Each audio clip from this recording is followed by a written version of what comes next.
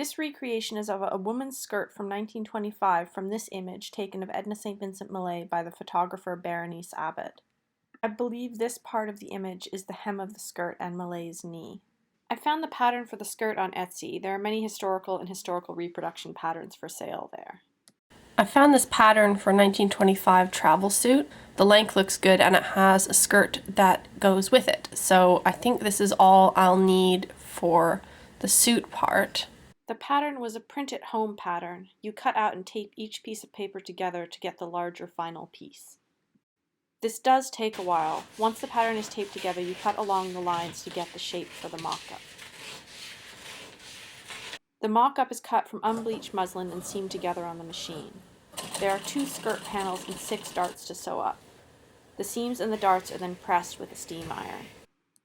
Now this skirt pattern had a large flap that wrapped around the front. I didn't realize this while sewing the mock-up and was very confused as to why the waist was so big.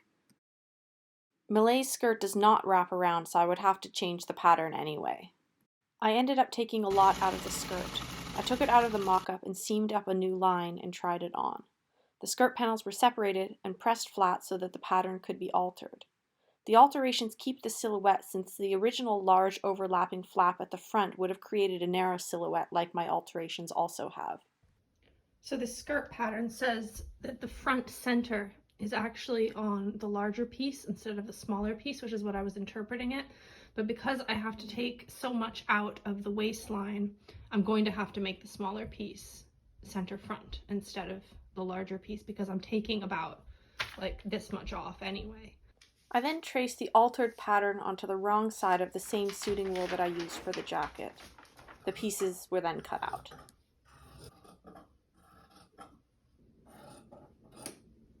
I decided to stitch the darts up by hand since my 1906 sewing machine doesn't backstitch and I thought this would create a cleaner finished look.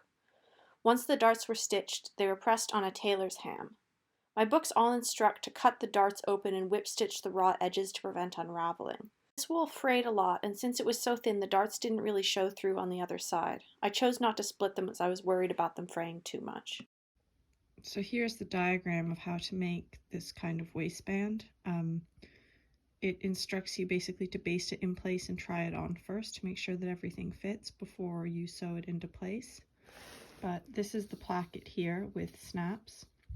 There's a piece of binding here with a snap on the edge for the very corner, and then there's hooks and eyes sewn onto what is a Petersham band, which is a particular kind of ribbon. Petersham basically has an edge with little scallops on it from the weaving, so there's not like a thread running all the way along, so it has some stretch to it to go around a slightly curved waistband. The only Petersham that I could buy that was in the correct size has these polka dots on it.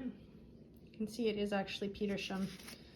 So I'm going to use this side, and it was either this green or brown, I think. So I also bought some synthetic fabric dye in the darkest blue they had.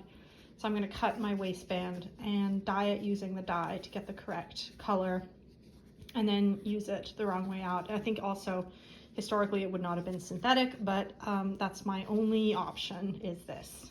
So I'm going to do my best to make it work.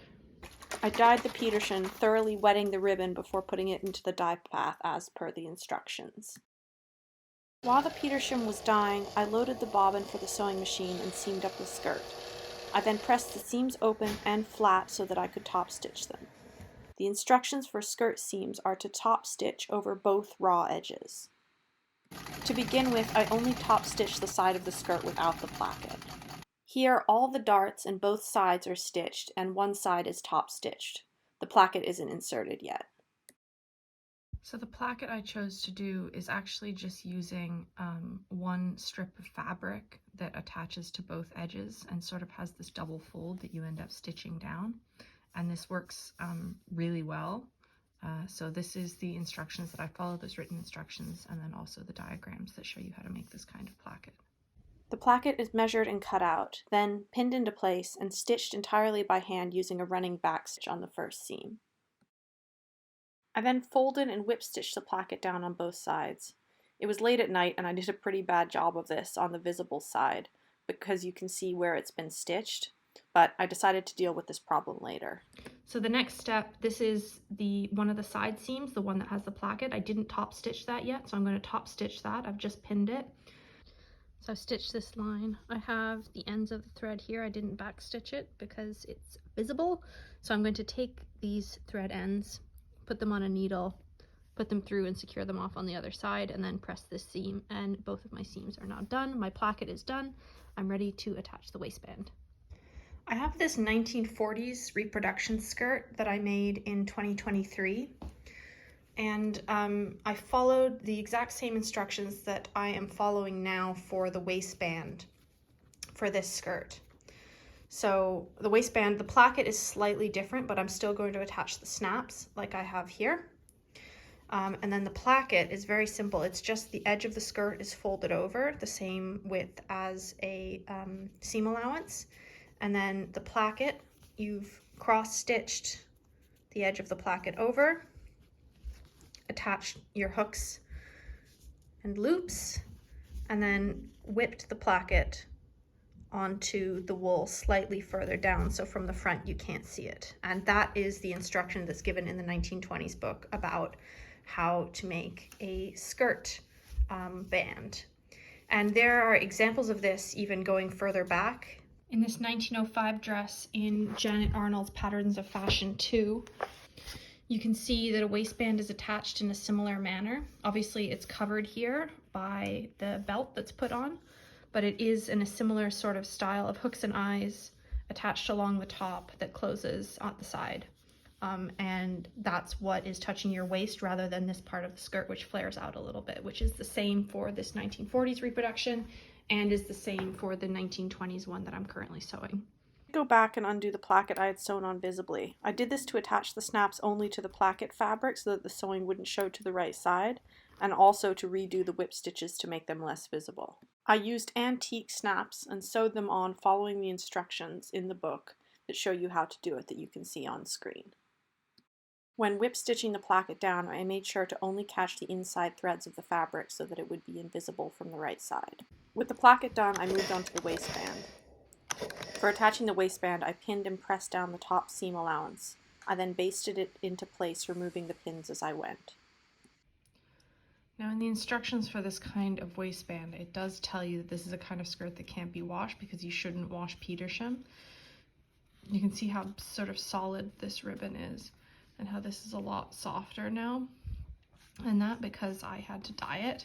So there is some kind of stiffening in the original Petersham that clearly got washed out, but I'm just gonna have to work with it because I don't have any starch here to starch this with, and I think it's fine. It's still, it's not like, you know, super soft, and I think it will work. Following the instructions, I cross-stitched the edges of the Petersham and then attached antique hooks and eyes. The hooks are set flush to the edge and the eyes stand proud the tiniest amount. These are then sewed on. I sewed one side of a snap onto some black tulle tape and then whip stitched this over the exposed edge not covered by the Petersham. That was the last step, and now here is the finished waistband and placket. This shows the hem here. So the hem is folded up, basted into place, and then another thin piece of fabric is basted into place on top of the hem, and then it says it should be sewn down, catching only the folded up part of the hem, and then the top is then basted into place and then sewn in place. And this is how I'll do the hem. I then cut the skirt to length and pinned up the hem. The edge of the binding was basted into place. This is the same silk lining that I bought for the jacket. The bottom of the binding is running stitched to the hem, and the top is whip stitch catching only the inside threads of the fabric so it doesn't show through to the right side. This was very time consuming. I found a comfortable spot and finished the hemming, and this was the last step. And here is the front of the finished skirt, the side with the placket, and the back where you can see the darts. And the closure.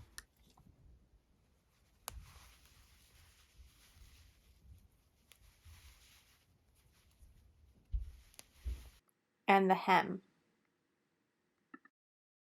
Here is the hem and side seam. Here is a comparison between my recreation and the original image.